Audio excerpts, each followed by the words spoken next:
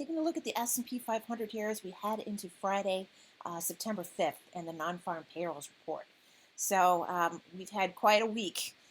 Here, here we started out this was on Tuesday because we had a holiday shortened week. So we've only put in 3 days of trading this week, but we started with a gap down open on Tuesday and then followed that up with two gaps up. What's going on underneath the hood is that ever since around the 28th of August, when we had a nice rally that day, we've put ourselves back above this 28.78 level on a closing basis. 28.78 is the halfway back point between the all-time high and that June low. And the fact that we never got all the way back to the June low, we held off by about 100 points in creating a base point low all through August at 28.22. Sort of is symbolic of the fact that we weren't able to get back there. And so when we turned and we came back and retook the halfway back point back to the all-time high, it stands to reason that now the path of least resistance is going to be to at least go back and revisit the all-time high. And in revisiting the all-time high, we have a sort of a scene of the crime area there because, what made us sort of fall off the cliff and begin selling off in the first place was the last Fed meeting, which was on the 31st, the last day of the month, and sort of like the last day before a lot of firms and a lot of bigwigs go on vacation for the month of August. And then there is a gap to be filled up above there that would take us up to the close on July 29th. That close would be 30.21 or so. And then, of course, there is the all-time high and the all-time closing high, which were struck on the same day on the 26th. So that's what's going on right now, sort of underneath the hood. When we look closer in the middle here, we see that we have our simple moving averages helping us out.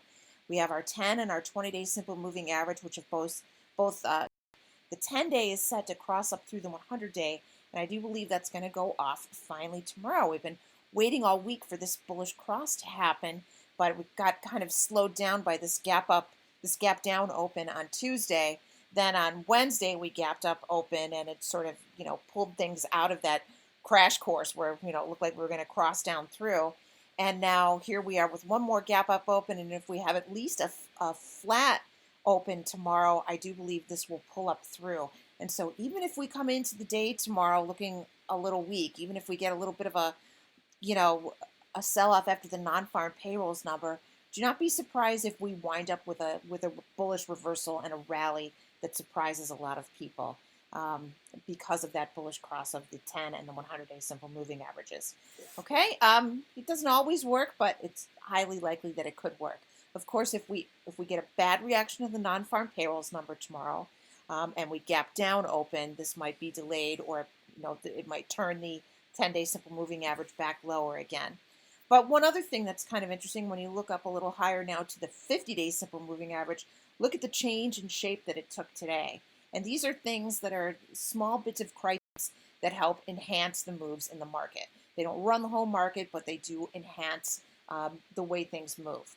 So we've got a rising 50-day. We've got a potential for a 10-day crossing up through the 100-day.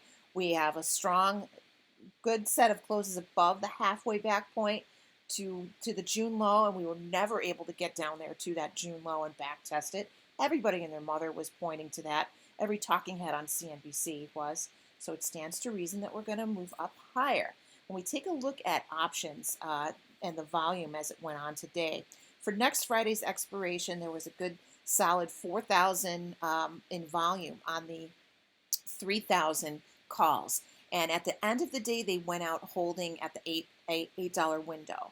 So I think that looks really bullish, and that looks like it could be the best play going forward as far as calls go. Over on the put side, there was a bit of volume in the obviously in the 29.50 and the 29.40 puts. You could have gotten into the 29.40 puts at the end of the day. You might have been able to get those, in that high $11 window. I don't mind paying the $11 window for the puts. I kind of wince at that with the calls. I like to try and stick with the $8 window. And once we get the VIX down to 15, you can start doing those $5 window entries, and you can start finding those, with a good week of time ahead of you.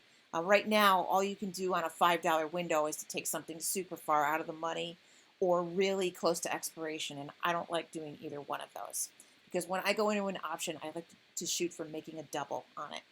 Okay, so anyway, that's what was going on with the options today. And then one more thing I want to show you is some thoughts for if we're gonna maybe make a new. Oh shoot! I thought I had that. Screenshot for you guys. Here we go. Maybe this is it. Okay, some ideas for new targets on the S&P 500. This is just like what I did for you guys last summer when we came off the June low. Up from the August Q3 low of 28.22. If we simply, we could hit 30.68 for a nominal new all-time high by going times 2 the August low to the takeout of the 50-day simple moving average.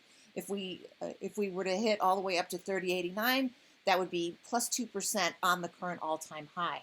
This combination of these two figures that one coming off of the June low, that's what was that 30.13 target that we kept shooting for all summer. We got to that target, we overshot it, we went up to 30.28, we came back and we churned 30.13, and then we fell from there.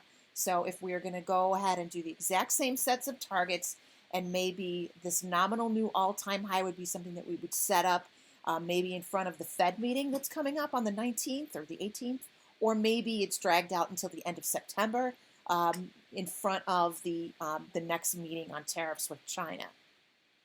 If we're going to go a little bit further than that, 31.04 would be 10%. It would be a 10% gain on the August low. 31.28 would fit into the theme of the 100-point swings, where maybe we would just simply add 100 points onto the current all-time high. And then finally, 32.34 would take us times 2 up from the August low back to the all-time high. So if we took that whole range from coming off of the August low, getting back to the all-time high, and doubling that range, that would take us to 32.34. Okay, so those are some ideas and some thoughts for tomorrow.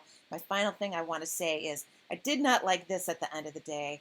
I didn't mind that they were taking profits at the end of the day, but what I didn't like was that they closed it down below this 20 EMA line and below the 50 RSI. That is my one thing that I feel a little bearish about for tomorrow, aside from the fact that it's the non-farm payrolls number. But then going back on the bullish side again, it did hold above the halfway back for the day. And all day today, we hit our high early in the morning, going into the end of the first hour initial balance period. We tapered off going into the European close. We kind of churned the 20 EMA line, and then at the end of the day, we lifted away from that, and we made it up to about 29.80, and then we peeled back. And like I said, we held above that halfway back, and all day long, you can see there was never a 5-minute candle that closed below our halfway back on the day. But at the very end of the day, we held above that halfway back, but I didn't like this. I didn't like that we closed underneath that 20 EMA line and below the 50 on RSI. So I'm not a mind reader. I have no idea which way the wind is going to blow tonight. All I can do is give you some ideas on where we're going to go next. I suppose I ought to tell you this.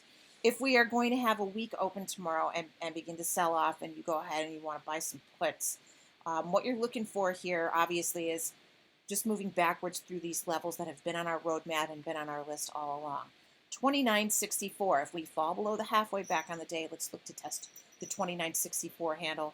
And if that fails, then we look to test the low from today at 29.60. If we start to break into this gap, we don't want to go and fill the gap all the way. I think maybe if we go into this gap, what it'll be for is to test this 50-day simple moving average so that we can reverse off of that before filling the gap and head back up. Okay, so anyway, hopefully that gives you a good start to the day tomorrow. And thanks for taking the time out of your evening to watch this video. Have a great rest of your evening. And as always, good luck and good trading.